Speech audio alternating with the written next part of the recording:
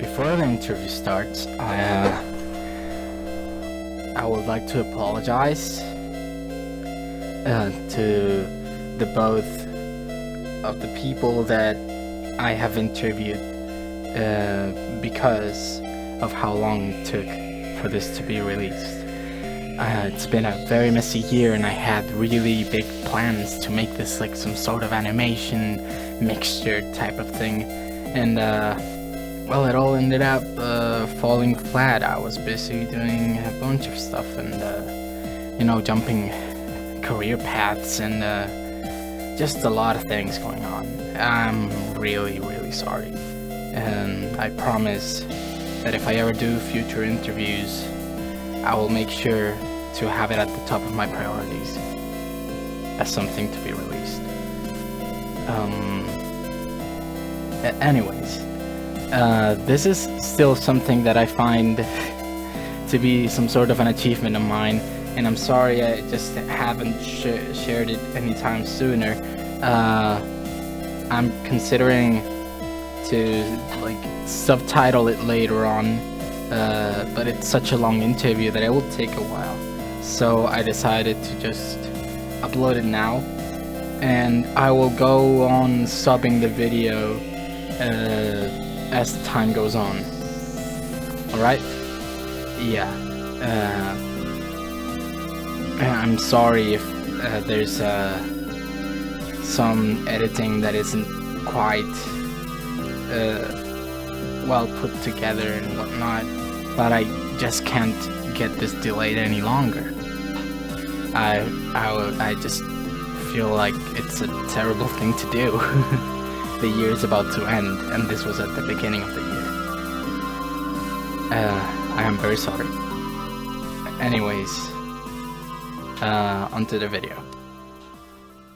So, hello. I'm very pleased to meet you. Meet you both. Nice. Actually. Nice to meet you. I had like first of all, I love a lot of what is being put out, both in 7 EP and also as the Yumbo, like beneath the Yumbo moniker. Like I have a bit of a problem at first, like getting into some songs from the 2003 part, like Le Petit Trou and stuff like that. It was like more noisy, more like dissonant. But I ended up liking that.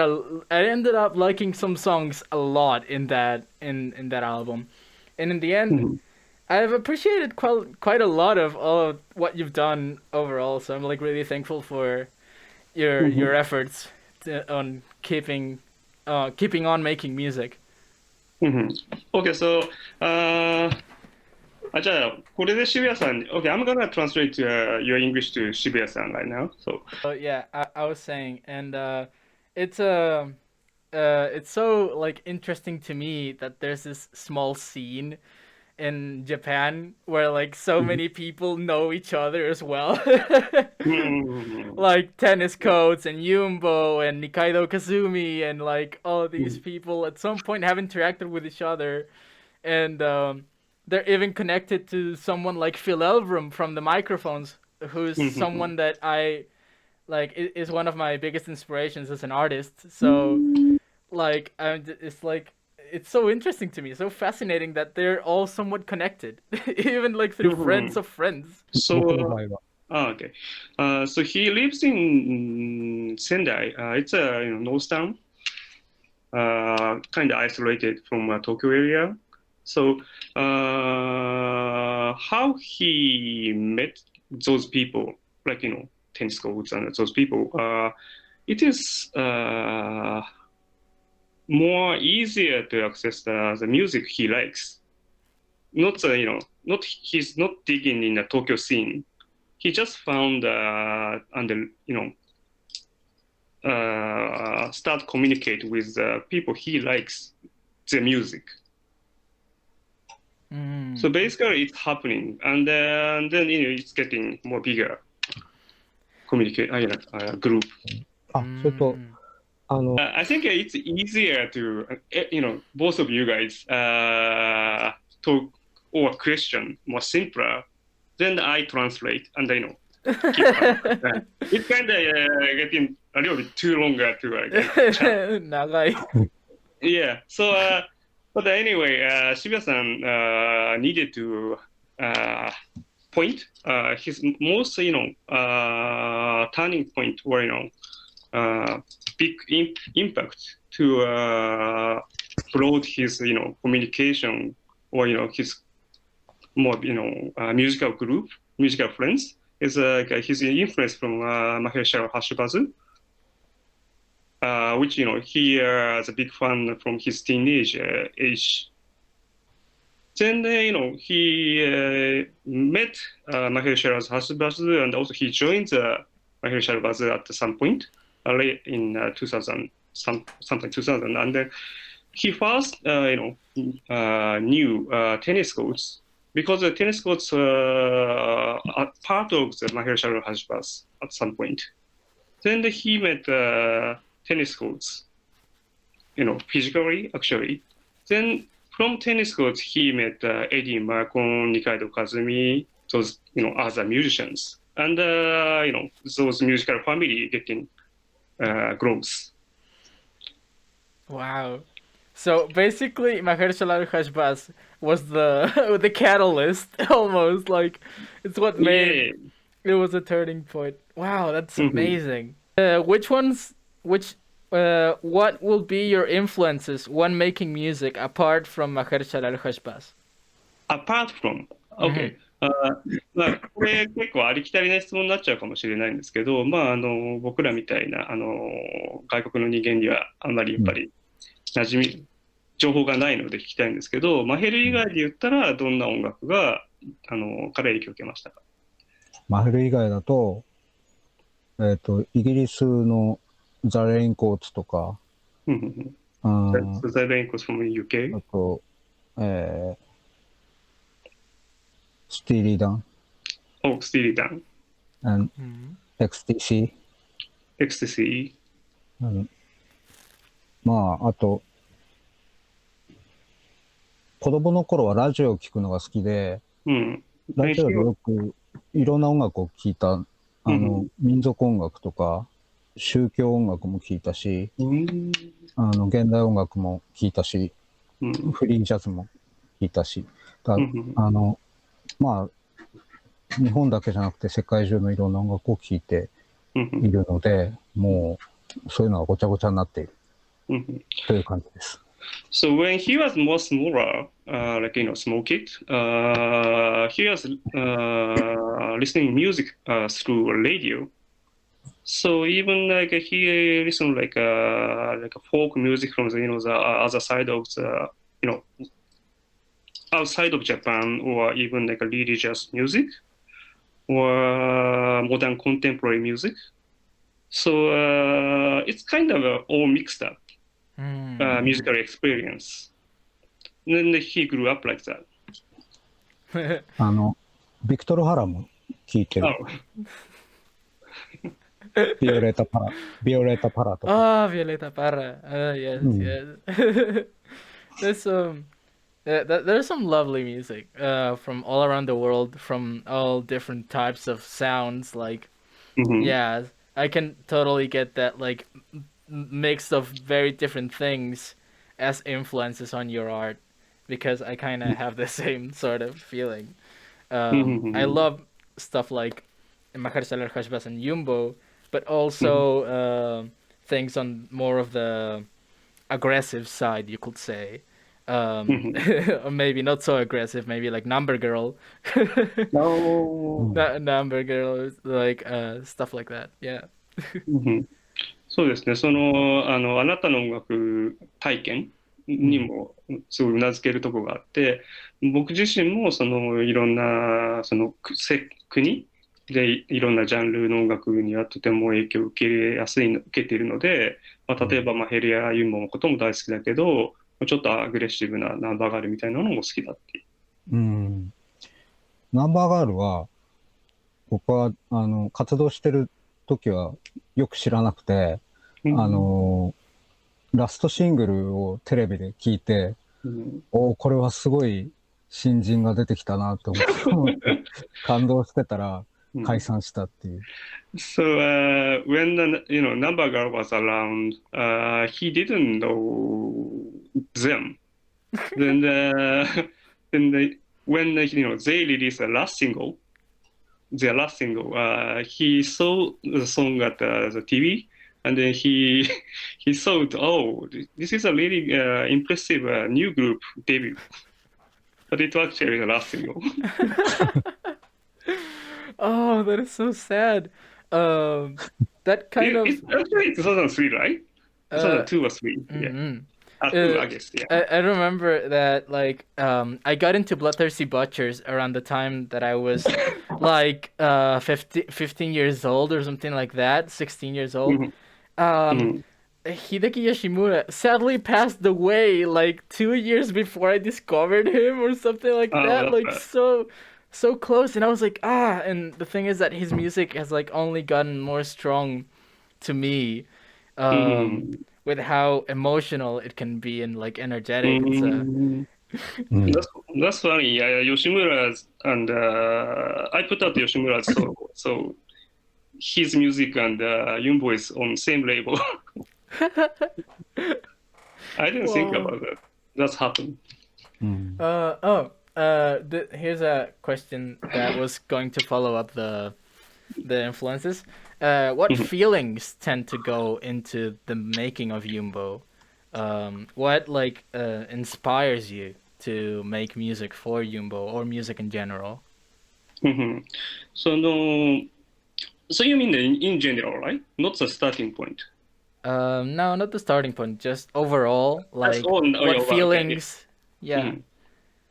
そう、音楽を作る上で、モチベーションだとかスターティングポイントになっていることを教えてもらえますかと。それは始めた時ってことじゃなくて、今現在に至るまで、どんな感じで音楽を作るって。なんか音楽は、いつでもどこでもできるっていうか、なんか、まあ、例えば簡単なメロディーとか、リズムとかコード進行っていうのは、誰でも、音楽やってない人でも、こう、普通に生活してれば急に思いついたり、何か頭に浮かんだりっていうことはあると思うんだけど、で僕もその音楽に関しては、何のきっかけもなくても突然それは生まれることがあると思います。まあ、続きがあるけど、とりあえず。So even even if you are not a musician, you are just like ordinary people, you can, suddenly music comes to your mind whenever or, wherever. So, so he too, sometimes music just coming to him. Then keep on. いいですか？どうぞ。で、僕にとっては、その曲が出来上がるのに一番重要なエレメントは歌詞です。言葉がどういうふうにやってくるかが重要。So for himself, a most important, point to get like a real music or real song is like lyrics, words. When the words lyrics come to him, so it's begin a song. Oh, actually, about the lyrics, this is a question that has kind of like boggled my mind a little bit. Is that like your lyrics are multilingual? Like I think I've heard French. I think I've heard Spanish and English and Japanese. It's like that's amazing. And like, what was behind that? そう、それで歌詞といえば、ユンボの歌詞って、何カ国語が使われてますよね。英語もあるし、フランス語も、なんかスペイン語もっていう。で、これはどういうことなんでしょうかっていう。結局日本語では、まず一つ前提としてあるのは、日本語で、歌を作るのは結構難しいことなんですよ。それがまず一つあって、で日本語では表現できない、ものがある。ということもあります。で、続きがありますが、とりあえず。So, very importantly, it's kind of not it's kind of it's really hard to write lyrics for songs by Japanese, language Japanese. So this is a starting point for him. Then he's じゃあどうぞ。で、外国、まず日本語で書いてみて、歌詞をね。でも、それが、こう、どうしても、そこから音楽を発想できないっていう場合に、それを例えば、スペイン語とかに訳してもらって、で、その言葉のリズムを見て、こういう曲になるなっていうふうに思いついたりする。で、そういうことを実験として、何度も繰り返したけど、今の時点では、やっぱり日本語で、こう、いかに苦労して表現すべきかっていうところに自分が今立ち戻っているから、今は日本語の歌が中心です。なるほど。So, like, he said, he thought it's really hard to, write lyrics by Japanese. Then he used to, write down the lyrics by Japanese first, and then, but it's hard to fit the music. So he asked to someone to translate to like some other language, like Spanish. Then he sees how the rhythm going by that language, not Japanese, translated language. So then he finds something, and then he adds the music to there. So then it was kind of trial, he did try that kind of things for years. But at the end, he, as a result, he thinks it's really important to write his own language, Japanese. So, by now, he thinks it's really important to and concentrate writing the lyrics by Japanese.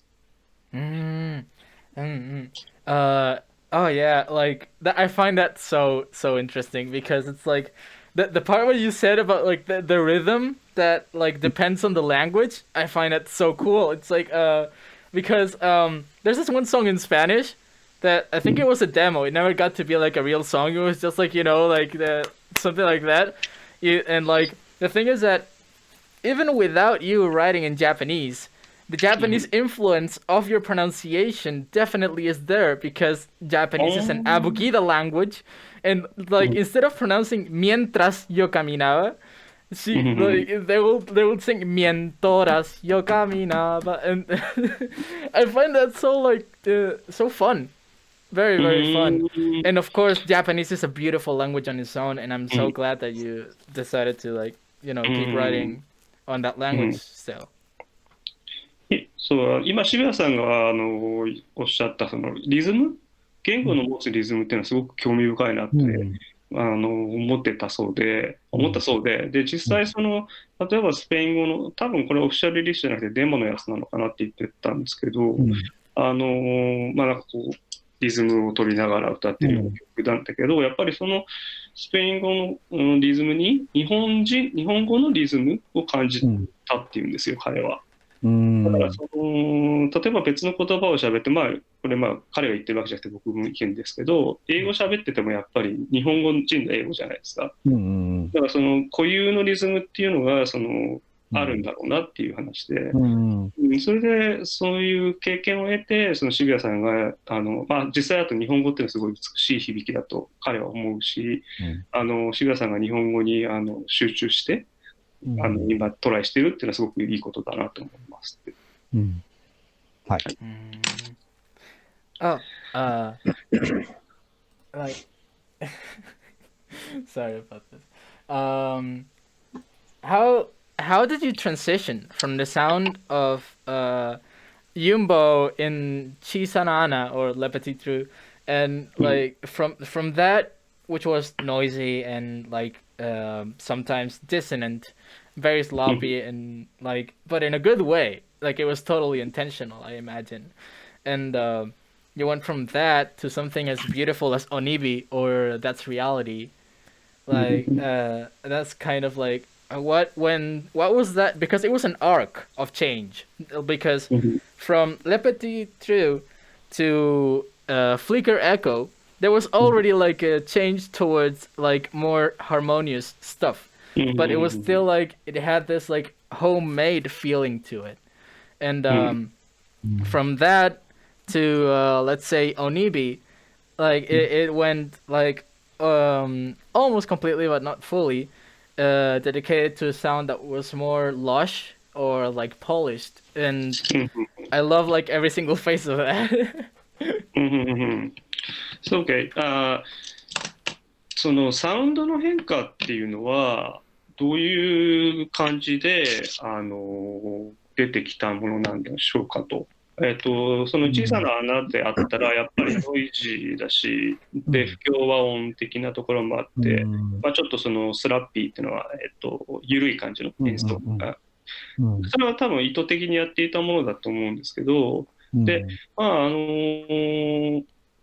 リッカーエコーの時点でも、だいぶハーモニックにかなり変わってきているし、でそれ以降の作品、特にオニビなんかで言ったらすごくハーモニックでだし、あと洗練された、その全てが洗練されきったとかではない、いい意味でないんだけど、とてもその洗練されて豪華な感じになってきてる。こういうのはどういうふうに変わってきたんだろうっていう。一番大きいのはこれまでの4枚のアルバムは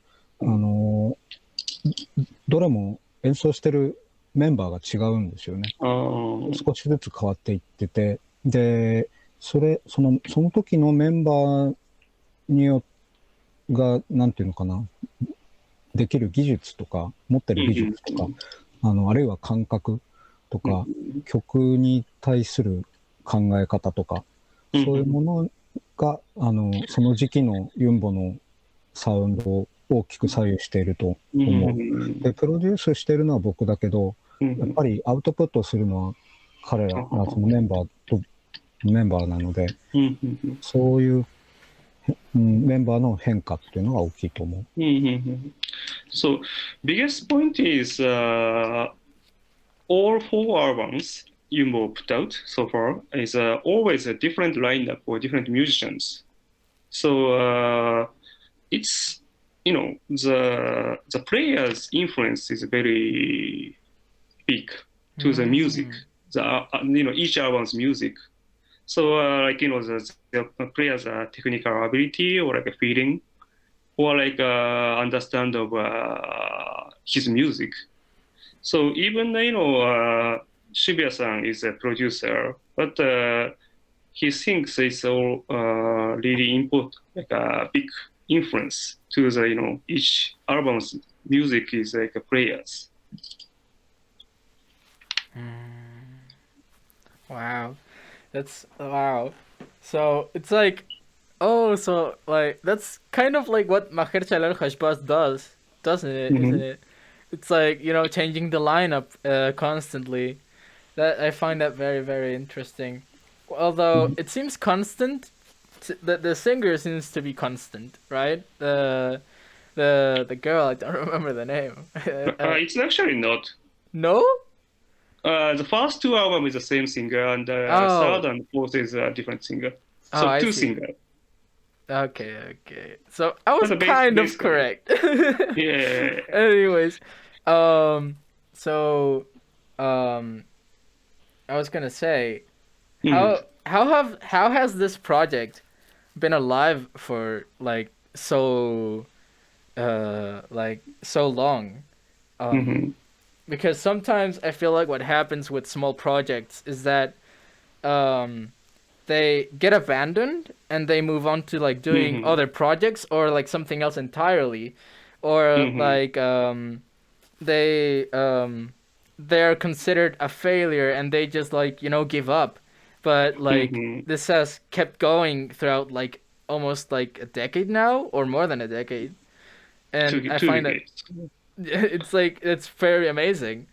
I mean, counting probably the albums that are like the pre 2003 that are not really albums, they're like I don't know what they are. So like yeah, that was kind of like my question. How has it been kept alive so うんう constantly? んうんうん。そう、さっきの渋谷さんのにちょっとついて彼の感想は、まあ、プレイヤーによって音が変わるっていうのは、まあ、マヘルもやっぱそうですよねっていう、その辺の共通点は面白いなって思うんですけど、まあ、ユンボにはでも、ラインナップの、なんて言うんだろう、一貫性みたいのもあるところはありますよねって言って、で、ちょっと勘違いしてたのは、シンガーがずっと一緒だっていう。で、それはちょっと訂正しましたけど、で、まあ、彼の質問自体としては、例えばこういうスモールグループ、まあ、そんなに規模の大きくない、規模っていうのはポピュラリティっていう意味ですけど、で、やっぱりすぐに諦めてしまったり、例えば何か出してうまくいかなかったら、もうやめちゃったり、チリジリになったりとかするけど、ユンボってこう、もうこれだけ長い間続けて、2003年にね、ファースト出してからずっと続けてこれた秘訣みたいのってのはどういうもんなんでしょう？まあ僕自身もそうだし、僕らは音楽に関してプロフェッショナルであったことはないし、なんだろう、それを仕事にしているわけではないから、まあ、まあ割とどこの国でもそうかもしれないけど、若いうちにバンドを始めて、まあ、なんだろうな、就職して、大学を出て就職して、まあ結婚して子供ができたりして、それでまあ音楽をやめる人っていうのはまあ非常に多い。で、まあ、僕の場合はまあ、そういうふうに、こう、まあ、別にやめなくても、仕事も音楽もまあ、続けられるし、なんでそこでやめちゃうのかは全然わかんない。で、別に続けるためにすごく苦労したというわけでもないから、なんだろう、そういう意味では、なんでしょうね、社会的責任感みたいなのが薄いからじゃないでしょうか。まあ、それはジョークですけど。まあ、わかります。So he thinks why they can keep Yumbo like such a long years like they never like professional. I mean like musicians. I mean get the money from them and I'm sorry. They never live my music. They never get the money for living from the music. So it's kind of like probably is it's everywhere in the world. Like you in the college or high school. The people start making the band. But after I graduate and got the job, you got married, got children, the many people quit the music. So that's very typical situation. But for him, and luckily, he never had such, how can I say, to think about like I'm sorry, it's kind of messed up. ちょっと長かったんであれですけど、yeah, so luckily he don't need to think about music too seriously, like make it or not. So he don't need to think about give up his own music or keep playing the music with as a band. So probably that's the most important point. Our band can keep going. Ah, I see. So it's I imagine there was something like that, right? Like um it's a sort of a situation where like I mean I don't want to get into like when you know what job they have. It's like you know nothing like that, but basically it's Mm. like being able to sustain yourself while having time to make music, right? Something like that. Yeah. That's kind of what I'm striving for. I've dropped out of college like 2 times and now I'm doing like I'm trying it Really? again. Oh, Yeah. really? Uh 2回中退して、もう1回今トライしてるそうです。大学を。大学あ、そうなんだ。うん。苦労してるんですね。So 頑 you 張っ try hard. 頑張ってくださ渋い。谷さんですよ。う um, ん。where did the name Yumbo come from? Oh, That's yeah. kind of like a curious thing to me. うん。バンド名の由来を教えてくださいだそうです。あれパワーショベルのユンボって、ああ。あれはフランスのメーカーだと思うんですけど、うん。それは彼は分かってんのかなパワーショベルの名称だっていうの。これ、パワーショベルとか訳したことないんですけど。そうか。And Majesty, do you know the power shovel, like a machine for the constructing, like ああ、ちょっと難しいね。Oh, like a machine, like a Yeah. machine that yeah, like yeah, yeah, dig okay. the hole. うん。Yeah, yeah, all right. うん。それで、バンド名は、僕は最初は明星っていう名前にしたかった。Oh, so he first thought he want to add a band as a myojo. That means like a dawning. 明星ってなんて言うんですか？明星は、スターズ。Dawning of Star? 違うな。ドーニングスターブライトスターでもいいけど。Yeah. So anyway, Yumbo is like this. Can you see that? Yeah, this is Yumbo. This is Yumbo. で In Japan, in general, it's originally come from French, right? フランス語でしたよね。うん、そう。Yeah, we think it's originally come from like a French name, Yumbo. So if you are saying the Yumbo in general in Japan, people think this is Yumbo. で、So anyway, he first thought he want to add a name as Myojo. That means like the first star of the evening you can see. で Or そう like a いう bright star, yeah. そういう綺麗な名前を考えてたんだけど、うん当時のメンバーから反対されました。それで、もっと可愛い名前がいいって言われて、それで、今、ユンボでホルンを吹いてる僕のパートナーの夏美さんが、急に思いついて、ユンボっていうのはどうだと。で何の意味もないから、別にそのパワーショベルに何の思い入れもないし、で、バンド名っていうのはそういうふうに何の意味もない記号みたいなものがいいなと思ってたから、それで選びました。So, like, we said, he is first want to make music, make names, the band more like the star, related star, but the other members of the Yumbo at the time are against that opinion. So, あれ、もっと綺麗な名前がいいって言ったんでしたっけ？So, other band members want to have more prettier name. The Bright Star is more like a lyrical name, but the other member insists more catchier, prettier, kawaii name. Oh, like cute or like Yeah, cute. Yeah. So the phone player, Natsumi, and now the Shibuya-san's partner, and she draws all Yumbo's artwork. She randomly named Yumbo, but it doesn't mean nothing. It's not a power shovel, and Shibuya-san himself doesn't into power shovel anyway. So Also, he has like he want to. I think his idea is like the band name should be like meaningless.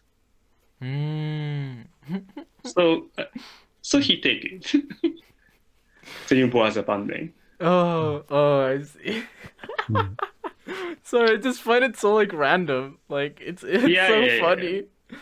Oh my god. Oh yeah, my favorite band is like Retro Excavator. Was that? Retro Excavator. I think that's what you call it. I don't know. Power shovel. Yeah, yeah, う yeah. ん、Um. Uh. So. Oh yeah. About your creative process, you did kind of go into it. Just kind of like coming up with songs in your head, but kind of wanted to know a little bit more about it. The like if you like record a melody that it's in your head, you just kind of like sing it out, and then you like Mhm. transcribe it. Did you learn music theory? That kind of stuff. う Yeah. ん。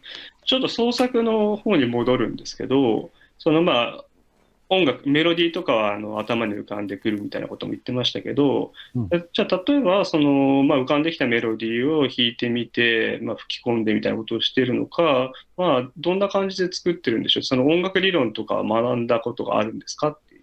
ああ、教育は一切受けていないです。全部うん独学です。そういうスティーリーダンとか XTC を聞いて学んだ。うんうん。So he never went to like a professional study for the music, so he just learned by himself and through listening music like those Steely Dan, like XTC. それで、実際に曲を作ってるときは、僕絶対音感とかないから、うん急に楽譜を書き始めるっていうようなことはなくて、うんうん鍵盤楽器を、弾いてみて、最初にやるのはその思いついたメロディーにコードを当てるところから始めますね。うんうんそれで、そこから発想していく。So, those find melody in his mind, and he's trying to find exact chord progression or chord harmony, and he using by keyboards. So this is like basically the starting point of songwriting. Cables? Keyboard, Ah. keyboard. Sorry, I misheard that. So he like sounds it out on the I'm sorry, I'm kind of mumble. It's alright. Also, oh, this is a stupid question, but like I had to put it in. My friend Joel asks, "What is your favorite fruit?" What? Your Fruit? favorite fruit? Yeah. これはね、間違いなくストロベリーですね。Oh, ストロベリー。strawberry. Strawberry. Wow, that's unexpected. Well, I mean, I didn't know what to expect Really? anyways. Like, I don't know. あと、ベルベットファンだからバナナ。So he is a fan of Velvet Underground. It's a banana. What can you tell us about like the future of Yumbo and like Mhm. I don't know, maybe yourself as an artist? Oh yeah. Before I translate to him, the fruits is a good point because they have the song called "Fruit of Elata." So it's gonna be the title of the new anthology of the Yumbo, like the greatest hits kind of. Oh, I see. Yeah, the Germans more music gonna put out Yumbo's anthology in June actually. So it's called Fruit of Elata. More music? So yeah, more music. Oh, yeah, yeah, yeah. more Alright. music, MOR, yeah. So anyway,で、彼のクエスチョンは、バンドでも個人でもいいんですけど、今後のその計画。うん。ユンボは今、斉藤さんが言ってくれたけど、ドイツのモーミュージックから、2枚組のベスト版が出るっていうこと。で、これは、なんだろう。とにかく、この間僕テスト版聞いたけど、もうカッティングと、まあそのマスタリングもそうだし、非常に素晴らしい。で、まあ自分で聞いても結構びっくりするぐらいいいアルバムだった。それと、まあソロアルバムですよね。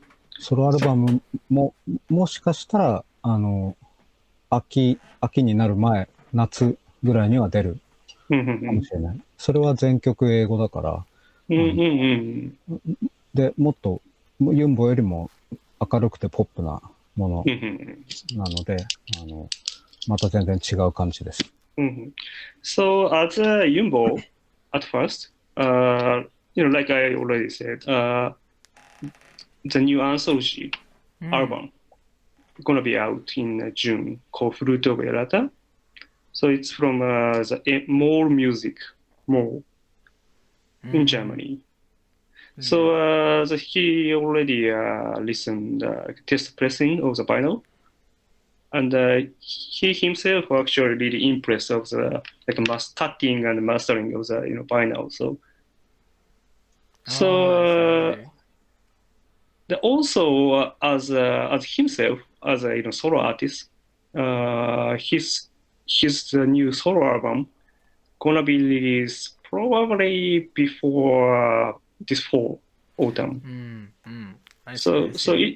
The lyrics of the solo album is all English actually. Wow. And he thinks as much lighter and more like uplifting music than Yumbo. That's actually kind of leading into into another question that maybe I don't know if it's a bit redundant, and maybe I'm being too pushy if I'm asking this, but what were the feelings behind because I've kind of seen that the albums have some sort of moods to them. Not only because of the music, but because of the lyrics, what I can understand sometimes. And what sort of inspires the lyrics. It's basically what I'm Like a trying feeling? to say. そう、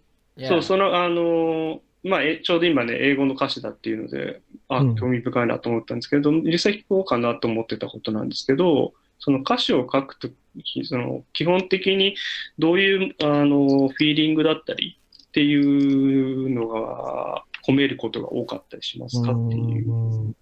まあ、そうですね。曲によってもちろん違うんだけど、一番でもないかな。まあ、なんだろうね。結局、歌詞を書く動機は、大元は、やっぱり自分のことなんですよ。自分のすごく身近なところで起きた出来事とか、まあ、自分の感情的な何かとか、そういうことが、まあ、トピックとして出てくるんだけど、結局、歌にして人に聴かせるということは、まあ、普遍性、まあ、ちょっと陳腐な言い方ですが、普遍性がなければいけないと僕は思っていて、僕という人間の一個人の考えてることが、人の中に何か浸透していくために、どういう表現にしたらいいかっていう、まあ、ことを考えているわけです。まあ、例えば自分、ここで一回区切った方がいい。そうですね。ちょっとsorry. So, of course, it's different by song. Motivation or feeling he's trying to describe, but basically, it starts from his own episode, like a personal episode or a feeling he got. But also, he think the songs or music should be more like open to public, more like big in general. So he tried to how can I say, modify? No. Like a metamorphose his personal feeling to more more bigger, you can concepts. Other people. Yeah, yeah, yeah. Other people can share. So that's his, you know, basic songwriting style. So it's more like I feel Sorry, like I also go through that kind of process when I write my lyrics. It's like you know, you get a little bit too personal and specific, and it's like, what if I want more people to relate to me? Like, or I want to make this I want to make people feel this more strongly, and maybe for that I have to simplify it, kind of in the same way as in visual arts. A simpler version of a human or a representation of a character, the simpler it is the easier for you to put yourself in the position of that character. Like in this manga, Oyasumi Punpun.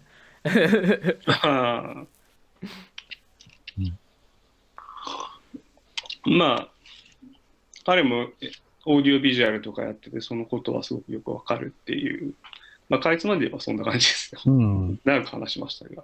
で、柴さんの言いかけたことを。そうですね。だからまあ、なんだろう、僕が例えば、なんだろう、誰か友達と別れて、悲しいとか、まあ単純に言えば、そういうことで曲を書いていても、聞く人によっては、何かすごく自分のその時のその人の関心事とか、その人の身に起こった何かと、僕の書いたものを関連づけて、まあ、言ってみればその人の都合に合わせて、まあ、歌詞を、言葉を受け取るっていうことがあると思うんですよ。で、僕自身がまあ、人の書いた曲を聴いてそういうふうに、解釈してきたので、多分人も僕の曲を聴いてそういうふうに思うであろうというふうに思っています。So yeah, it's like, like, he said, even, he described, he's put his own personal experience, like, the breakup with his friends, and I stand to, try turn to his lyrics, but the other, like, the listener can relate to, their own feeling or their own experience and find their own lines, their own feeling from the songs. So, and he himself, I mean, like Shibuya-san himself, digging the other people's music like that, other people's lyrics, and then he relate to, his own personal feelings. So I think, I mean, he thinks music is like that, and it should be. Oh, I see. Yeah. Music is a very powerful way of expressing, like, just about anything, really. Even if it's nothing, you can express it quite well in music. Oh yeah, I was gonna say another question that may be like a bit more personal, but how or when did you meet, for example, Mahershala Hashbaz or tennis coach Nikaido Kazumi, that scene in general? Yeah. You mean when he personally met those people, like in right? a gig or something, kind of like that sort of thing. なんか、マヘルとかテニスとかニカさんとかに、まあ、音楽通してって意味じゃなくて、実際に会ったのっていうのはどの時期なんでしょうかっていうの。工藤さんは2002年。So he met Tori Kudo 2002. で、テニスコーチの2人は、割とその直後、2003年の1月に初めて、マヘルのライブに参加したときに、彼らとマヘルのメンバーとして出会った。So for tennis courts, when the first time Shibuya-san joined to the Mahel as a player, so tennis courts both of tennis courts were in Mahel too. So they met as a band member over my hair. It was January 2003. Wow, that's テニスコー crazy. ト、テニスコートの2人はすごいめちゃくちゃフレンドリーで、初めて会った日の夜に家に泊めてくれて、東京だったってことですか？そう。で、もう朝まで喋って、すんごい楽しかった。で、まあ、その時すでにユンボの CD を出すことになってたのかな、確か。じゃあ実際に面と向かって会うより前にってことですね。まあ、メールとかね、手紙でやり取りはしてた。So even tennis courts and Shibuya-san met first time in person, face to face. It was a January 2003's Mahel show in Tokyo. But he already got offer from tennis courts Magic label to put out Chisana Ana. Wow. They also, at the first show as a Mahel, they are really friendly. So he stayed at tennis courts Tokyo house and talk, all night. Wow. That must be like pretty amazing actually to like I don't know, be able to interact with so many people that love music just as much as you. I don't know, I find it hard to like, find people that are as passionate as I am for certain things. So it's like it gets a bit lonely, especially because I didn't get into music or in a music scene or anything like that. I'm new here in Chile actually. I moved in here in 2018 and I was studying animation. You're not a Chilean? I am Chilean. I just studied because of circumstances. Because of circumstances, I studied my high school years.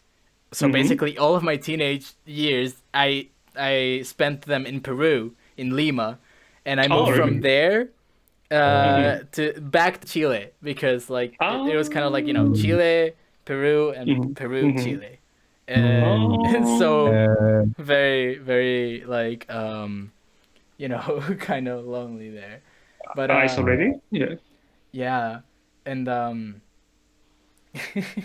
have you like met with like Phil Elverum personally, or like are you familiar with his works? フィル・エルブラムには会ったことが実際あるか、彼の作品には親しんでるか。もちろん。でもライブで一回会ったぐらいですよね。あれですよね、仙台の時ですよね。カラオケ行った時。違う、居酒屋にカラオケがあったんですよ。ジュリー・ドアロンもいて、ジュリーとフィルでエンパイアステートオブマインドやったんですよ。それで、そうそう。それはすごい印象に残ってて、で僕カラオケ嫌いだからちょっと辛かった。でももちろんでもフィルもジュリーも素晴らしいよね。So he actually met Phil in person just once, 2010 in Sendai. It was a Manfield tour with Julie Doran. And then actually we have like a tradition, like after party, like after show dinner, because Japanese show is finished earlier, so it's kind of like tradition. So anyway, so the Yumbo and Phil and Julie went to like a dinner in the izakaya place. So izakaya has a karaoke machine actually. It's kind of weird actually. So even Yumbo people were very quiet, and Shibuya-san doesn't like karaoke actually, but Phil and Julie started karaoke. It was kind of hectic, but he wants to say he likes the music of them. So I guess Phil Elverum is a bit more lively than I thought. Like. Yeah, he has a very famous pitchfork feature. He's doing like a rap in Olympia. Wow. I think it's Jay-Z he did. Mm, that is like, oh man, that is really interesting. I'm sorry if I'm like taking too much of your time. If anything, I wanted to ask a question to you, translator San. Oh yeah. I was gonna say, do you run 7 EP? Yeah, yeah, yeah. Oh, that's amazing. Like, It's uh, fun. and sorry if it's like, I don't know, weird for me to like be so much of like a fanboy or something, and I don't want to like come off as anything like that. It's just that I find it quite amazing to meet people like this. What drove Mm. you? Like, how did like 7 EP start, and how did you two meet actually? You mean the me and Shibuya-san? Uh-huh. It was kind of like a natural. It was the same as like he met Mahel or tennis coach or Nikaido Kazumi. Mm. So I started level in 2001 actually. So I briefly I and the other guy worked at a different label. They put out K Records stuffs mostly, or like Kid Rock stars, and then we took over those small things. Then Wow. since I don't know who is first. I think Nikaido Kazumi is first. Nikaido Kazumi and the Japanese band, different band called Moors, Mm. Moors. They were in the same label in Tokyo Mm. in year 2000, around 2002 or something like that. So we are very close friend. I mean, like Nika and me. So through Nika, I met the tennis courts. Then I met, I guess, Tori Kudo, and also Shibuya-san is in Maheo. So I met Ah. Shibuya-san. Wow. So yeah, like that. It's just getting expanding naturally. Oh, I see. And you like, I noticed that you're like you like the press release for Japan, for Phil Elverum and Carl Blau, who I think is like a friend of Phil Elverum. Oh yeah, right. Yeah. So yeah, actually, the Peel is the most consistent, roster over my label. I've been working with him since 2000. The label before 7EP. Wow. Wow. So yeah, I as first tour of 7EP was 2003. So Calvin Johnson, the microphones and the Mm-hmm. Little Wings. So I asked Nika for the opener of the show, one of the shows. So we were really into Nika's music. So Oh, okay. yeah, so after Japan tour, that fall, Phil brought Nika to US. Hmm. So before, I joined to that tour actually. So before we went to US, I think Maheo did a US tour, Wow. which tennis courts were in. 渋谷さんあれは行かなかったんですよね。うん、それは言ってない。So yeah, 2003 tour, US tour, tennis courts was a part of Maheo. So they tour with Diafoof. So then, I think it was the first time Maheo played in the, Northwest US. So then, they get along with Calvin Johnson or K Records. So K put out the, Water Cap. It was recorded in Olympia. So that session, I think Shigeya-san went to with Maheo. ドラム叩いた。Yeah, he played drum for that record. So it was recorded in the K Records studio.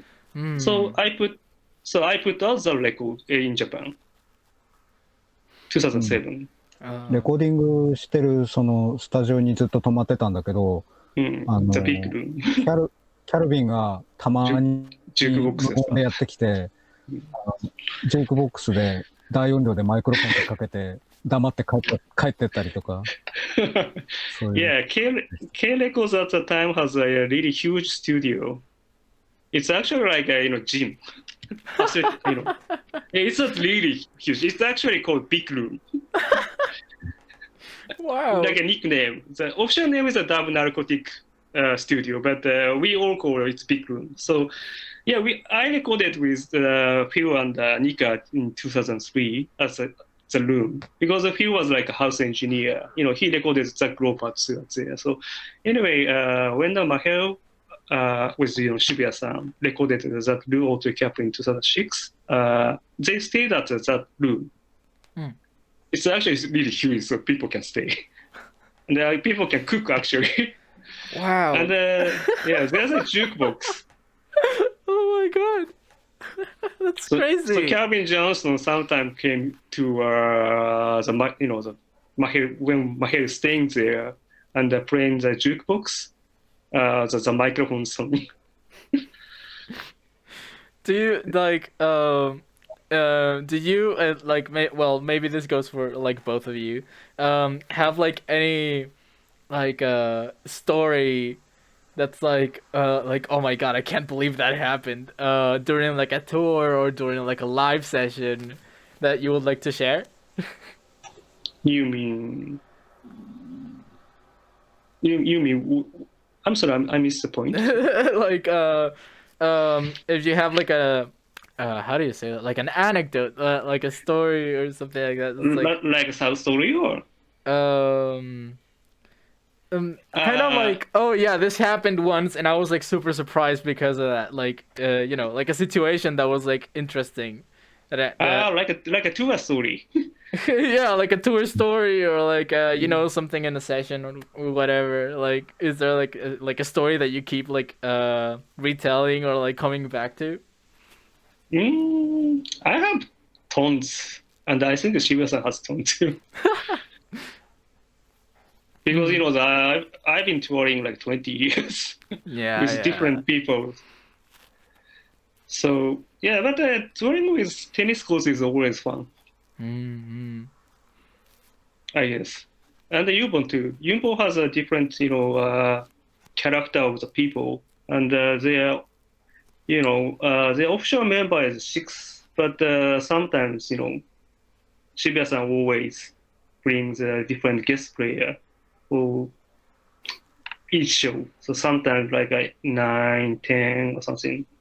So it's always fun to hang out with those people, and there's always story happening. Oh, okay. Oh, and also, it just kind of came to mind as I was like replaying songs in my head. What is that? What was that like like thing that was like a metal string in like early Yumbo songs? But it sounded like very dissonant, as if like it wasn't. It was like a makeshift instrument, and it would sound like dun, dun, dun. Like, I don't know how to explain it, but it was kind of like that. I'm curious if like you know what that was at the time, and Which song? From first album? On the sunny street, you were. わかった。あれはね、対象ごと。It's like kind of like half. Oh, like yeah, like you know, Chinese harp style, but it's more like Taishogoto is more like, you know, like a typewriter. Yeah. It's like a typewriter, and you have that. Wow, I didn't expect that. Yeah. It's kind of like a very I guess edgy sound. フリーマーケットで買った。Oh yeah, he got it from a flea market. It's very cheap actually. Were you like at the time recording with like mini? There were these things that were like mini CDs, mini like LPs, something like that. Like mini CD, like one of those like things. Like a 3-instrumental, yeah. Yeah. Were you recording with that? How was like normally the recording sessions early on, when it was more like a sound where like you were in the room with these people? Like, I don't know. あれ MD ですよね。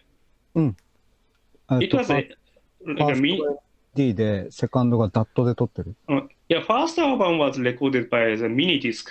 The mini disc, alright. Yeah, and the second album was recorded by DAT, but it's all like DAT digital audio tape. Oh, oh Mm. wow. It But has it a was, very like yeah, it was distinct only more sound. like like a, all studio live thing. Mm, yeah, it's like part of what like really fascinates me about early Yumbo is the Mhm. feeling that you're in the room with all of these people Mhm. and it feels like it's a small room and you're just like all crowded and like having a session. It's like so fun to like Mhm. listen to thinking about it like that. Mhm. There's a bunch of like scenarios that play in my head with music that I really enjoy. うん。まあ、やっぱり初期の音源のあの音はちょっと独特で気になってたみたいなんですよ。その一部屋に、自分も同じ部屋にいるみたいな。ああ。うん。で、それもそんなにすごくでかくなくて、ごちゃごちゃいろんな人と一緒にいるみたいな。なんか、その頃は、エンジニアの知り合いもいなかったし、自分も機材持ってないし、どうやって録音したらいいかよくわかんなくて、それで、なんか、その時できるのが、ああいう録音だったっていうことでしかない。Yeah, so from early stage, he didn't know like any actual like sound engineer. So he I didn't know see. how to record like professionally. So so that those are the some only ways for him to record his own music. It's great though. I love it. I absolutely love that sound. It's totally like I Yeah, don't know. it's There's something to interesting. it. Yeah, yeah, But yeah. like Actually, wow. I remember that. I released a lot of K record stuff, and so I'm familiar with those kind of kind of like lo-fi. Oh, I oh. actually like recently I bought well my dad bought me as a present for my birthday a VST that like simulates a wire recorder and you can like simulate the how badly the condition of the tape, well, the wire is, so you can get like some really garbled sound, and you also have like a sort of like a tape echo, but instead of tape, it's wire, and it has a very very interesting characteristics, and it's also like quite cheap, and it's really really good. You can make some really interesting sounds if you want something to sound like it's like I don't know some Soviet radio or something from back in the day. It's really good. It's called Wires. Heinbach. I don't know if you know about him. Uh, Handel? Heinbach. Hamburg, yeah. Heinbach. He Yeah. made it with like some other guys. And Mm-hmm. so like yeah, I don't know to take into consideration if there's like a still artist there that like that lo-fi kind of sound. Mm-hmm. Interesting. Is it big? It's a VST. It's so it's like digital. You buy it. It's VST, yeah. yeah, yeah. Because if it were an actual wire recorder, it would take up the same Mm. amount of space as a typewriter. Like those things Mm. were huge. Yeah, yeah, yeah. I actually have sort of an interest for vintage stuff. I have this like busted Casio tone. Well, it's actually a Yamaha. Oh, yeah. I tried recording with this, but it was really hard because I didn't know really how to handle a monophonic thing that sounded like that. Oh, yeah. But I still bought it. It was pretty cheap. I have some tape recorders that were in bad condition, so they didn't really last very long, but they still look cool, I guess. Mm-hmm. I did manage to record some stuff in there, and it's a lot of fun. I don't know, like actually that's another question. Do you like miss recording on analog devices? おー、なんかアナログ録音は懐かしく思ったりするかって言うんですけど、You mean, 自分がってこと？ you mean making by analog music for himself or like, in general? For himself. ああ、じゃあ自分にとってみたいです。なんか自分で録音してた時は、いわゆるカセット MTR とか使ってたけど、僕はとにかく機械が苦手なので、デジタルであろうとカセットであろうと、とにかく機械をいじってまあ、その録音するっていうか、作品を作るのは楽しいんだけど、とにかく何であろうと機械がとにかく嫌いなんですよ。で、機械って調子悪くなるじゃないですか。なんすかそう。で、機械が壊れるたびにもう本当にイライラして、だからもうね、そのアナログだからいいよねとか、まあそれはちょっとあるけど、まあそもそも機械が大嫌いです。So he, like used to be he used like cassette MTR or something like that. But at the most of all, he has a problem with dealing with like a machine or technology, even like cassette MTR or even like digital recording or something. So he likes to making music, like making songs. But he always has like a very irritated to deal with like recordings, machines.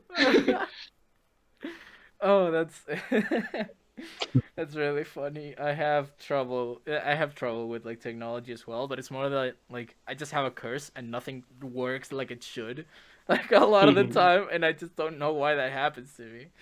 But yeah, wow, that's interesting to know. Yeah, so people are different. Like Shibuya-san is like that, but Tori Kudo is really good with like dealing with digital actually.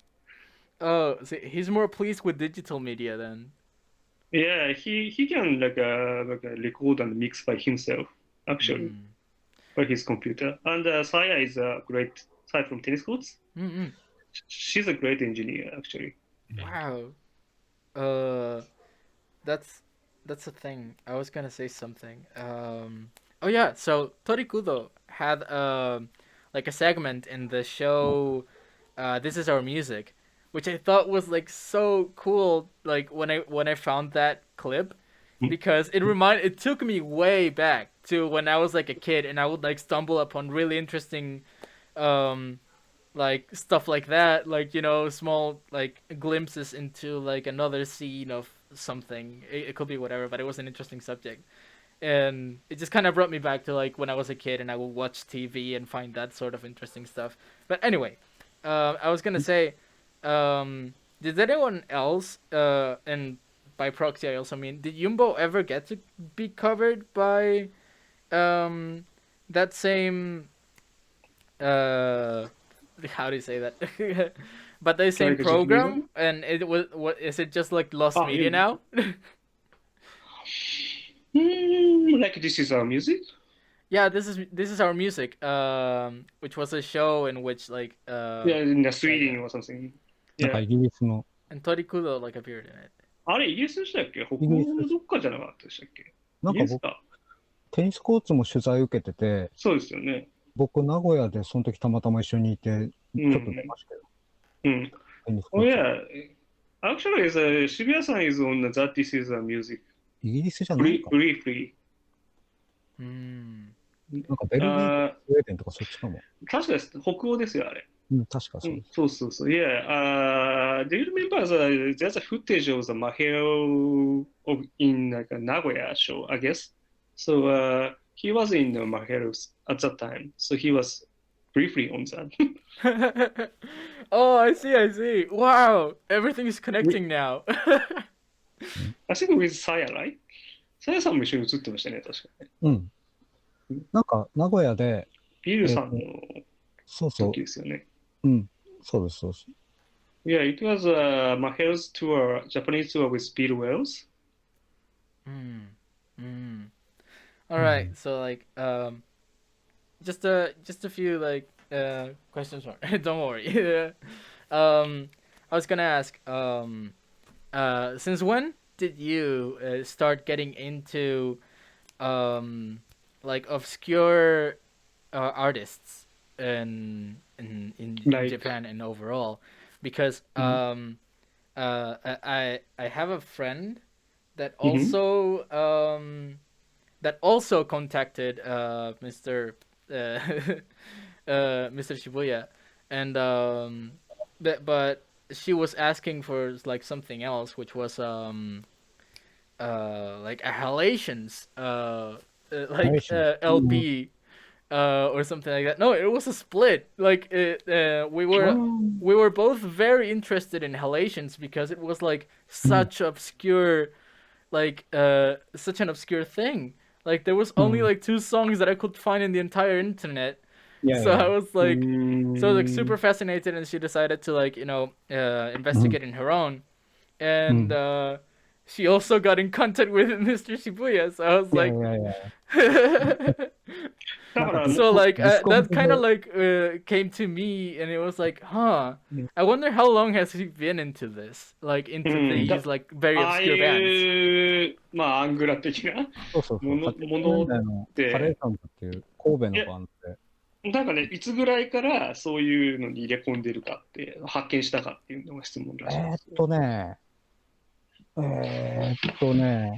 ーですね。フューが、ピュー。フュー、あ、ピューさん。フュ出る。ーが、坂本龍一がプロデュースしたシングルをうんうんうん。 80年に出したのかな。で、その時僕10歳だったんだけど、うんうん。YMO のファンだったから、ああ、なるほど。それでフューのシングルを買って、うんそっからじゃないですかね。うん。うんうん。それってファーストの前ですか？ 80 年って。ファースト、アントサリーとの次か。の次、だからドイツのやつの前ってことですか？ホルガー集会とコニー・プランクか。コニー・プランクがプロデュースした LP のちょっと前ってことだよにね。シングルが出てて。So, do you know few PHEW Japanese artists? Sounds very familiar, but I don't think I've listened to them. Yeah, she's a female artist. Starting from late 70s, band called Aunt Sorry. She's still around, making great music actually. But those kind of obscure music, Shibuya-san first found it or dug into is like her solo single in 1980. She was 10 years old because of that single was produced by Ryuichi Sakamoto from Yellow Music Orchestra. So that was the first time he, met those kind of obscure music. It's so different from now times, I think, because in my case, it was kind of unfortunately thanks to piracy because I was a kid.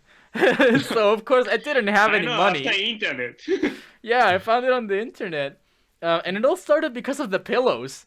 Believe it or not, I went from like listening to the pillows to listening to Let's Write Because of the animation? What? Maybe because of animation, right? Yeah, FLCL. Yeah. I went to a South by Southwest 2008. Pillows was on the bill for the Japanese showcase. I actually went with a Todo Hisako Tabuchi's band. So anyway, we had a bill with pillows, and the American otaku is excited to see pillows because of Japanese animation song. So I understand. So anyway, so keep on. Yeah. I first started getting into the pillows, and that was like the band that I was into for a while, like even since I was like 11 years old. So like there was that, and I kept looking for their songs because at the time they weren't that popular. But then like their full albums started coming up, in kind of like the full album boom of YouTube, where like there was just a bunch of like full albums being dumped, and so I found this channel that like also uploaded a bunch of other different obscure Japanese bands that would probably otherwise the Western audience might not like hear from as much. It is because maybe you would listen about like you would hear about them in like message boards or things like that not many people frequent. So you said like 2012 or something? Yeah, around 2000. I think it started practically like more on the side of like more obscure stuff. It began around 2014. So like by that time, I think I discovered Shinsei Kamatte-chan. And Mm. at the time, I was a very sad teenager, and I got even sadder. So of course, I was listening to their albums a bunch. And Mm.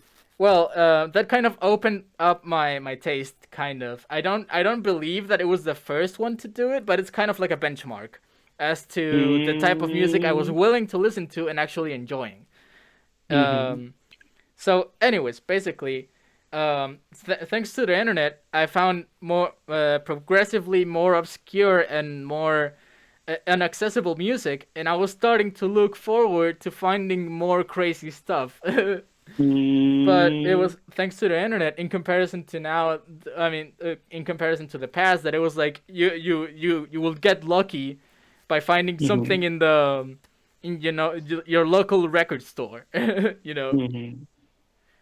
まあやっぱりネットでいろいろ日本の音楽に出会ったみたいですね。最初はだからピローズで、まあ多分ピローズってアニメの主題歌やってるから人気なんですよね。で、多分曲単位でまず上がってったけど、2010年ぐらいからアルバム単位ですごい上がるようになってきたみたいで、それでそのまとめチャンネル、そういう音楽に、他の国の音楽をまとめてるチャンネルでみんながメッセージボードに書き込むから、いろんなのが増えてって、それで、2014年ぐらいからしてましたけどね。それで新生かまってちゃんにまずハマったみたいですけどね。ああ、逆に聞きたいのは、うん。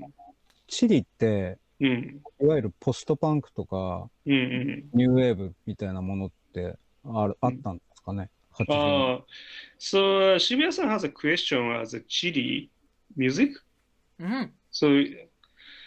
So did Chile has like a scene like the post-punk or new wave or those kind of music in the back in like the 80s or 90s? Kind of. I don't really know that much about the Chilean scene because, frankly, from what I've seen in Bandcamp, people are still being boring. Like, I don't want to sound really? yeah, I don't want to sound like too harsh on like Chilean musicians because there's definitely some really good ones out there. But you kind of like are faced with the reality that there's still a lot of artists that are trying to be other artists instead of being themselves. And that is a problem because that means that there's a lot of music, at least to me, that I just don't find entertaining at all. So of course, I lost interest and haven't researched that much. But what I can tell you is that there is a band right now that is doing some kind of like new wavy stuff, and one of their albums is actually very interesting because it's like a mixture between like punk and synth pop and like new wave and all of that stuff, and they're called Poder Fantasma. I will write it down later. Don't worry about it. They're quite like interesting. I really like what they've done. But as of like post punk and stuff like that, I don't really know that much. If anything, I know more about like the English side of that, like Joy Division, I guess, but like that's the obvious one, right? But in my opinion, I don't know, like I feel like this Heat had so much more, not so much more to offer, but it was like it was like more entertaining to me to listen to this Heat. Sorry, I went on for too long. No, no, no. やっぱ、まあ、あんまり自分自身がチリの音楽に詳しくないからっていうのもあるみたいですけどね。で、まあ実際今の現状のバンドにしてもちょっと、まあなんか似てるとかっていうところもあるから、いいバンドがいるんだろうけどっていう言いましたね。で、そういう、なんだろう、国産のやつを聞くんだったら、まあ日本人の洋楽ファンみたいなもんですよね。ジョイ・ディビジョンとか、ディスヒートとか。ディスヒートを聞く方がインパクトがあるっていう。まあ、It's kind of like yeah, interest like kind of same in here. Like I was young.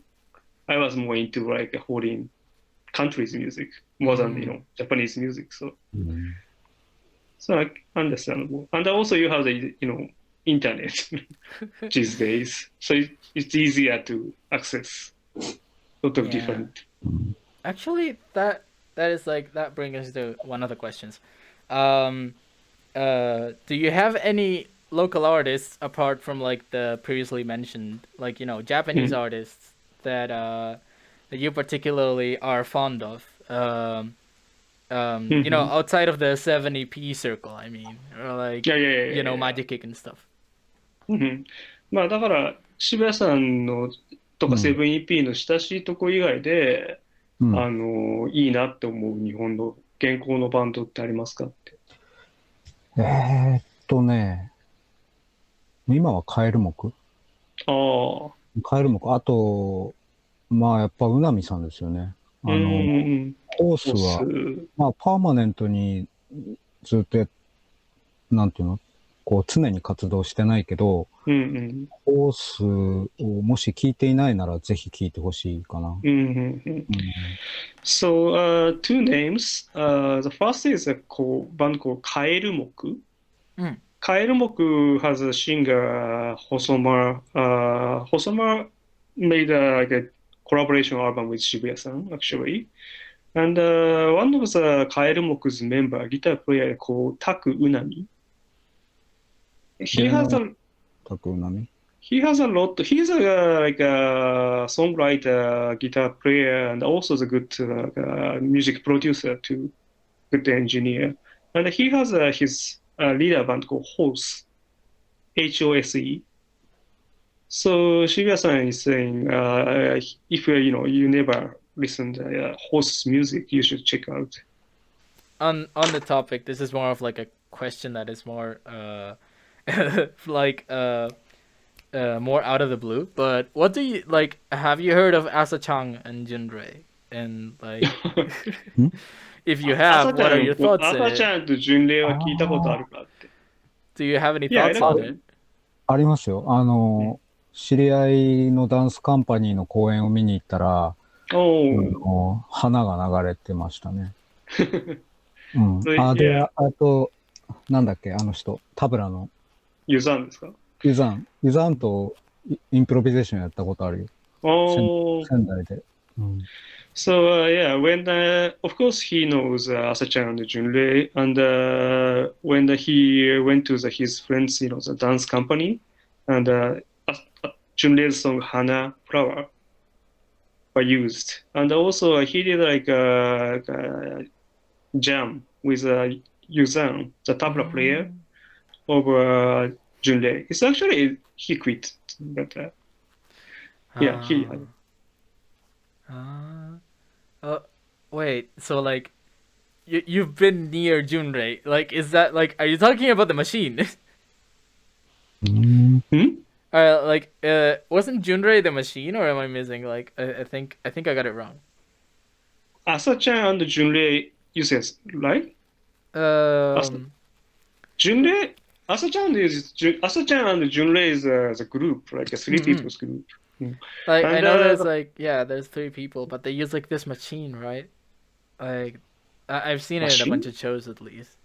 Like the one that like spews out the samples. Yeah. Like, new style. Okay. They changed the lineup, and Asa-chan is doing those weird things right now, using the machine.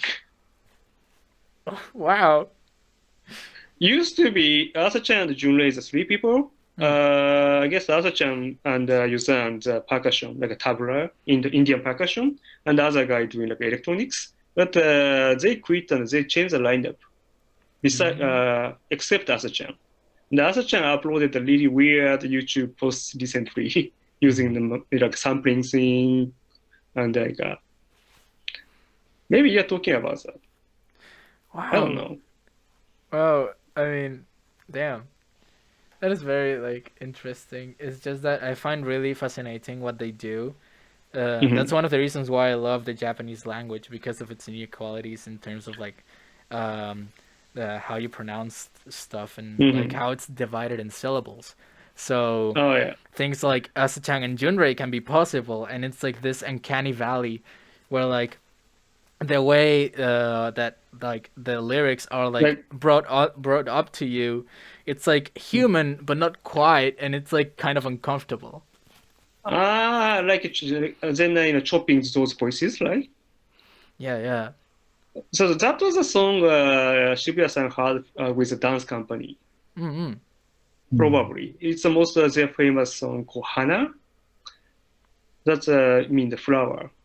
So it was like a noble voice, machine voice, but chopping, like glitching or chopping, like Prefuse 73. Yeah. Yeah. That's what I find cool, as I said. Like they chop different syllables and they put them together to make Yeah, sentences. even for Japanese, it was kind of like epoch. Mm. It was early 2000, right?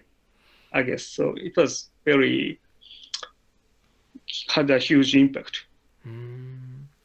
I think I discovered Akuno Hana. I discovered as a Changin Junrei because of Akuno Hana, which was like an anime that didn't really get too successful because it didn't look cute. Oh, yeah, there's a many Japanese, songs. You guys, foreigners. I mean, like outside of Japan fan from anime. Yeah, I can understand. Mm-hmm. Ah, on the topic of that, um, uh, the do you Shibuya-san, Mr. Shibuya, do you like anything related to that, like Kamen Rider or Gundam or like I don't know, Like Evangelion? Evangelion? No way.ああ、なん What か are your そういう thoughts on の it? でう好きなものん、はありますかって特撮とかアニメはい。とか。まあ、そうですね。僕はやっぱり、まあ映画ですよね。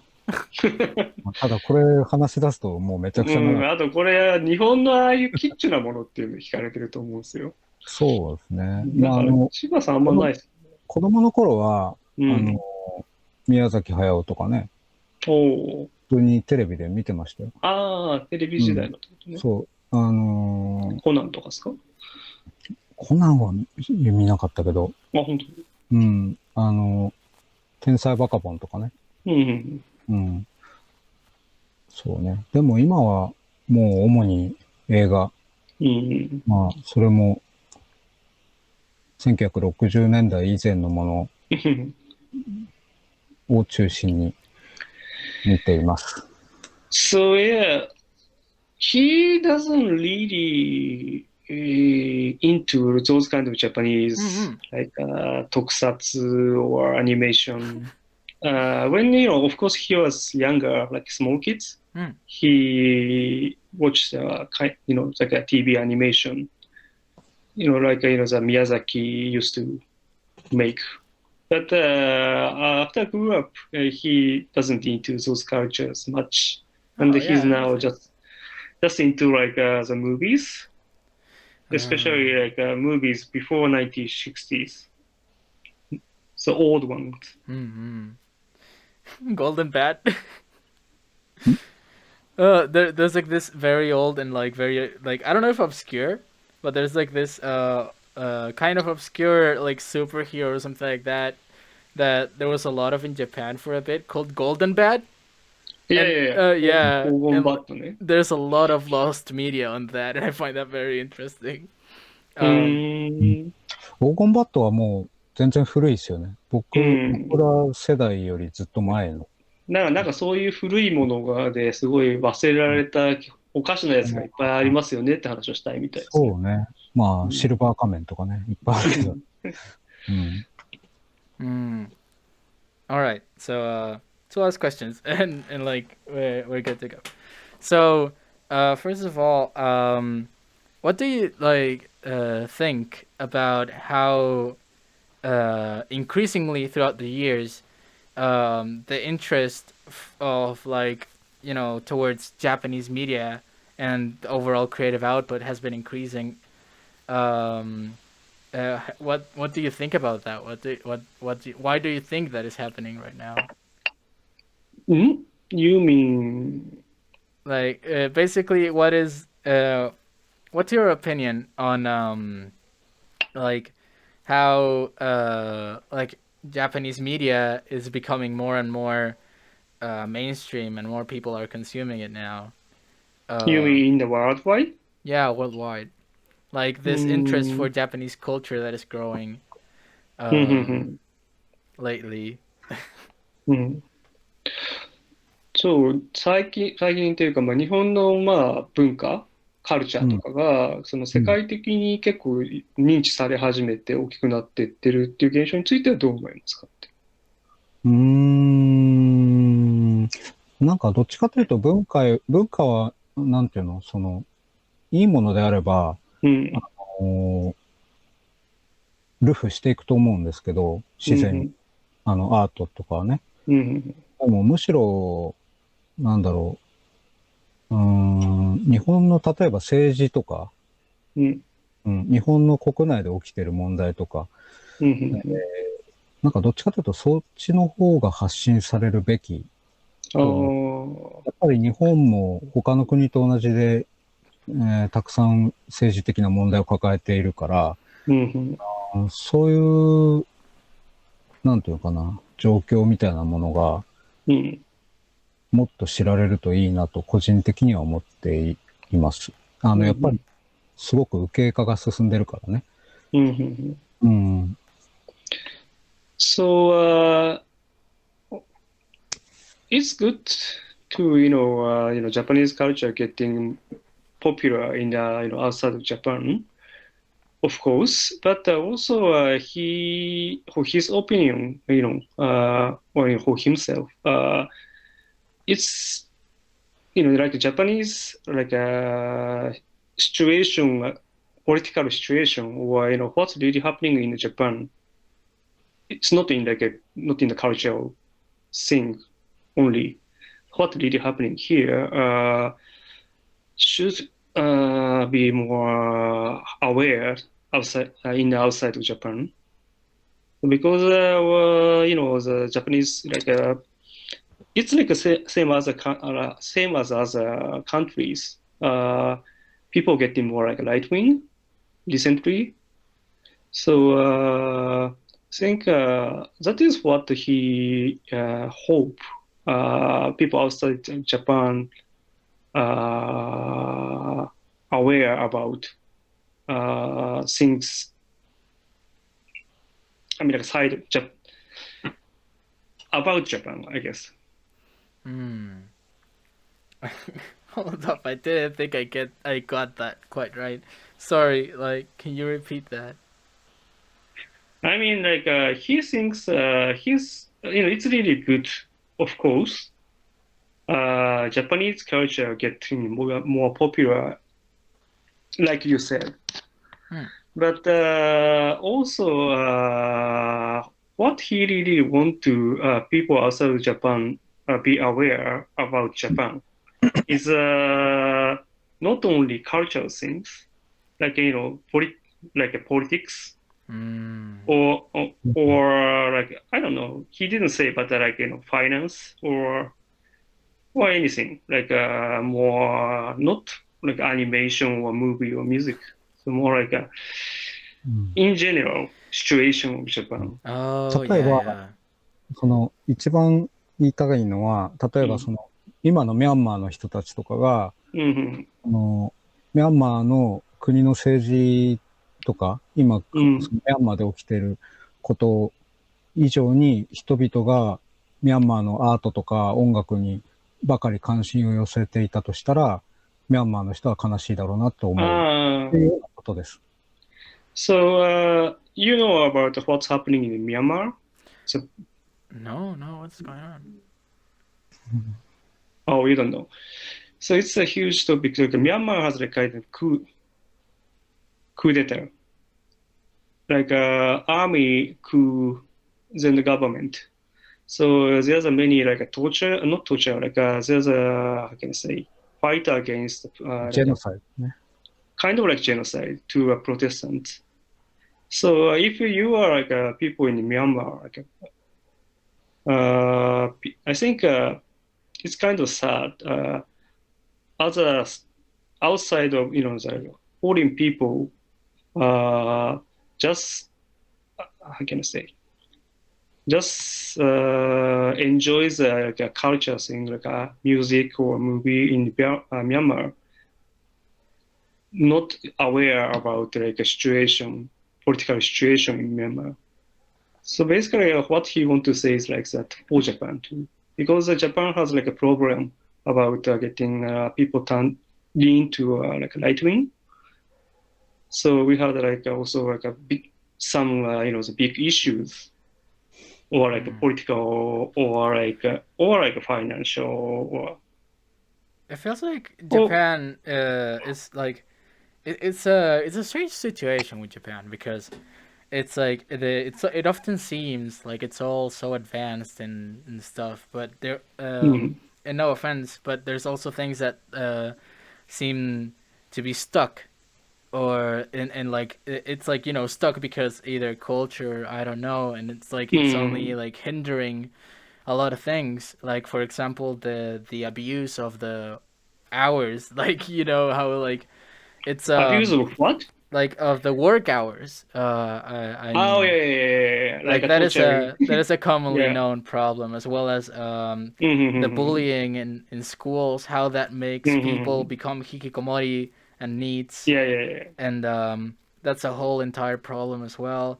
There's a lot of things that like are troubling in Japan on their own. Like there's a lot of people that maybe still see Japan as like one of the perfect places to be, but like there's a lot of problems. I believe there's also still like not maybe huge, but it's not a small amount of people that are still somewhat xenophobic. Um, maybe not like completely like, oh yeah, like get out, baka gaijin, something like that. Like no, but there is like still those sort of beliefs and stances and being judgmental toward people of color, toward people from like that are not basically like Japanese or Asian looking for that matter. そう、だか Yeah. ら、彼もやっぱ日本ってこっちでも、いろんな側面で捉えられてるっていうのは言ってますけどね。とても進んだ国だっていう印象がまず一つにあるけど、その一方でいろんな問題がある国だっていうふうなことは知られてるって言ってましたね。例えば、いじめであったりとか、超過労働とか、あとは、例えば外国人にしても、いまだにちょっと偏見があるっていうのは知られてはいるって言ってだからなんかなんだろうな。結局、国のトップにいる政治家が、ちょっとやっぱりそういう右傾化しているから、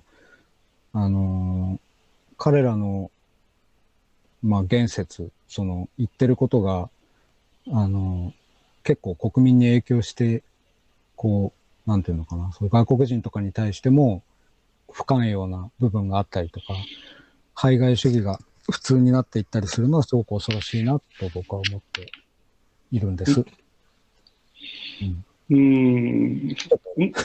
まくつながらないですけど、どうしようかな。なんだろう。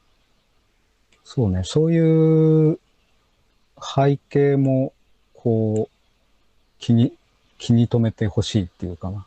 そういうようなことですね。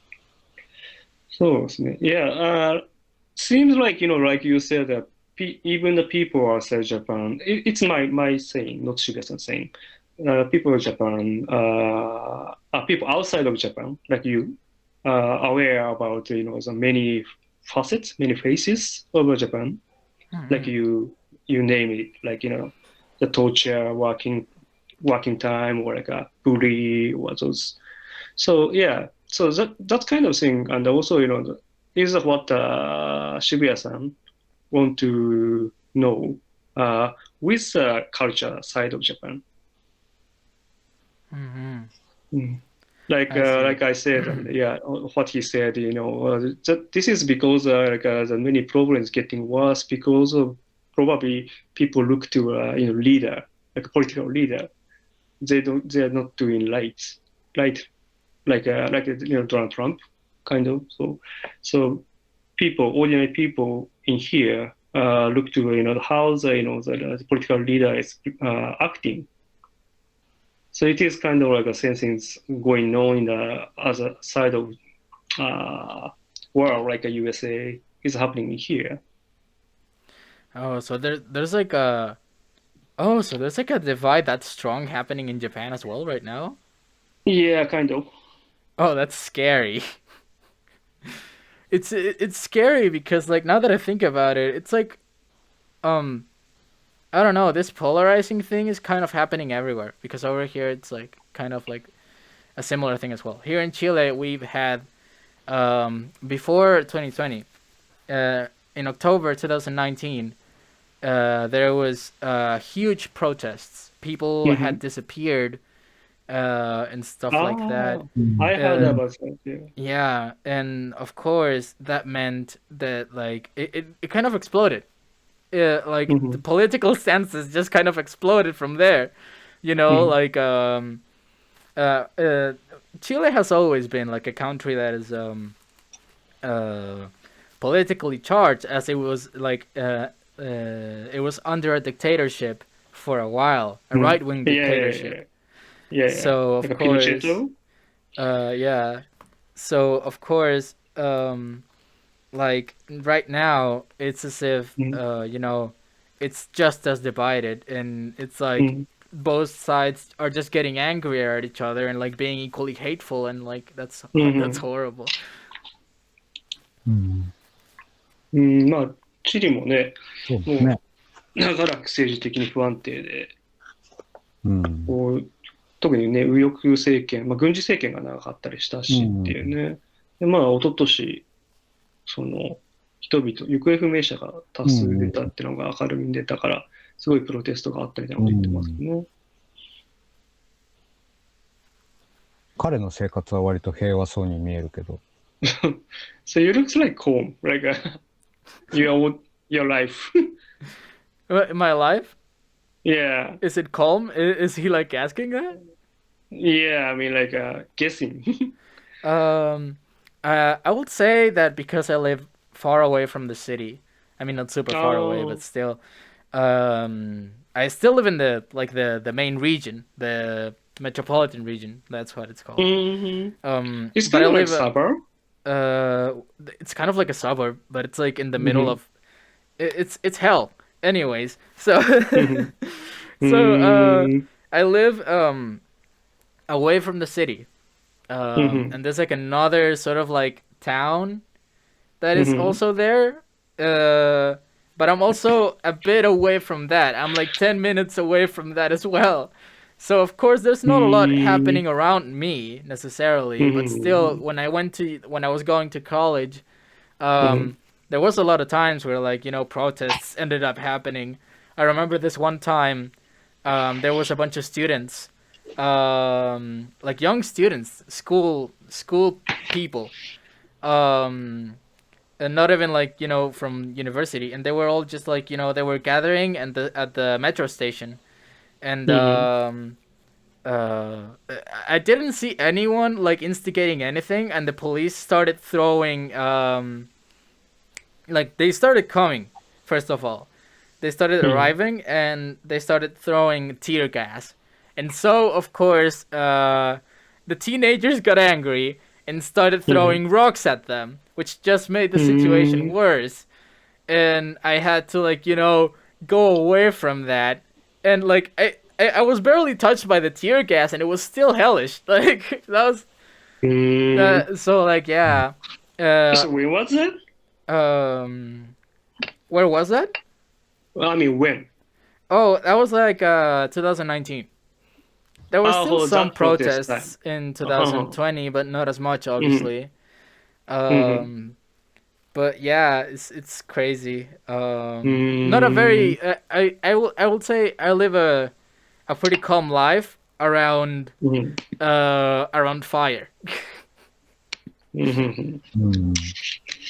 まあ、あれだっですね、その首都圏ではあるけど、都市の中央に住んでないからっうて最初はん。言ってたけど、まあ、大学の辺でもね、そのプロテストの時に結構いろいろあったみたいですね。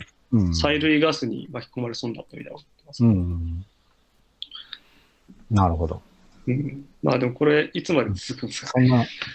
こんな感じですかね。So, should we keep on or should we Oh yeah, yeah, finish? yeah. One last thing. What do you want to say to whoever is viewing this right now, to like struggling artists or people in general? Do you have anything to say? You mean struggling in what way? Struggling to make music or struggling to overall, like maybe they're trying to you mean trying? Like, you know, trying to make music, trying to be seen, or like overall struggling in their artistic journey or whatever. これを見ている人に、人じゃないや、そのアーティストとかで、音楽を作ろう、どんな風に作ろうと努力してたりとか、シーンを作ろうと努力しているようなアーティストたちに何か言うとしたらどんなことですか？言うとしたら、何か言ってください的な、ぼんやりした感じですけど。そうですね。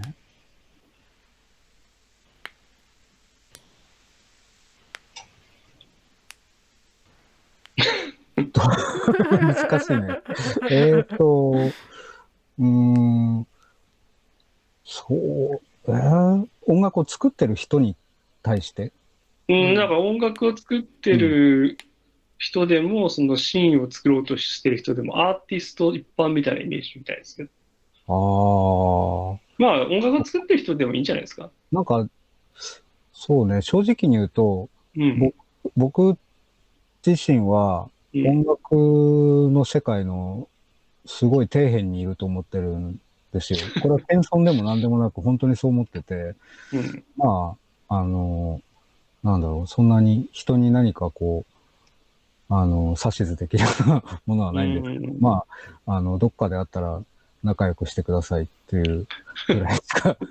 また英語に訳すとこう、変な皮肉みたいに聞こえるとは。そう聞こえちゃいますね。そうですよね。なんだろう。そうですね。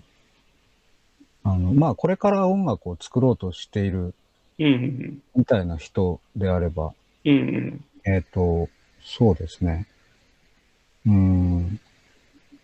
もし、例えば思うようにいかないという場合は、しばらくやめるのがいい。あと、なんだろう。あんまり人の意見に左右されないことは大事だと思います。So, yeah, Shiba-san said it's very difficult question to answer. And so he can only say the people who try to start making music, like, newer people, like advice is if you have like a face to like problem, like a artistic wall, or you can stop or you can pause at some time and then rethink about it, or you can come back anytime. Don't need to be hustled. And also, 2個目に言ったの何でしたっけ？人の意見をにあまり左右されるべきではない。Also, you don't need to listen to someone's opinion too much about your art or music. So that's what he can say. なんかそうしないとオリジナルなものにならない。Yeah, so yeah, you should not listen too much about someone's opinion, because if not, you can't make like a very unique, or your own originality. That's really good. Somebody probably needed to hear that. Okay, so anyways, thank you very, very much for this occasion. Sorry if I took a little too much of your time, or if I like rambled. This is like my first interview ever. Yes, I'm sorry too. I'm kind of like losing my attention. It's good. In the middle of the way. I'm really sorry. Anyways, thank you again, and I hope that you do well in the future. Best regards. Oh, you too.